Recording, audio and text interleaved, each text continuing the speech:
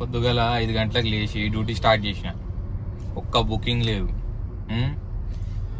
అసలు ఈ యాప్లు ఎందుకు తీసుకొచ్చిరో తెలియదు.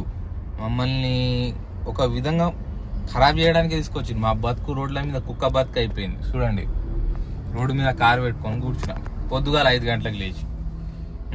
అవసరమ్మా? కొనకండి, క్యాబులు కొనకండి. ఈ చెత్త బతుకొద్దు. ఎక్కడైనా జాబ్ చేసుకోండి, లేదా బిజినెస్ పెట్టుకోవాలంటే ఏదైనా స్టాల్స్ పెట్టుకోండి, రోడ్డు మీద స్టాల్స్ ఏదైనా ఒకటి పెట్టుకోండి. కానీ ఈ క్యాబులు మాత్రం కొనకండి. 8 లక్షలు 10 లక్షలు ఇన్వెస్ట్ చేసినా అప్పే అవుతారు తప్ప లాభంలో రారు. ఇప్పుడు నాకు కార్ ఈఎంఐ 18,000 ఉందన్న నెలకి. నేను నెలకు 18,000 ఈఎంఐ ఏడా కట్టుకోవాలి? ఈ రోడ్ల మీద బుకింగ్ రాక ఏంది నా పరిస్థితి? ఆ 18,000 కాక ఇప్పుడు బయట చిల్లర అప్పులు అవి సపరేట్. ఆ అప్పులు తీర్చలేక, ఇంట్లో మెయింటెనెన్స్ చేయలేక మీరు కార్లు మాత్రం తీసుకోకండి అన్న. కార్లు తీసుకొని ఓలా ఊబర్ ర్యాపిడోలో పెడతా అని మాత్రం పెట్టకూరి. కుక్క బతికి అయిపోతుంది. నా లెక్కన ఇక రోడ్డు మీద చూడు, ఆడ కుక్క పోతుందా, ఈడ నేనున్నా. చూసిరు కదా, గట్ల ఉంటది కథ.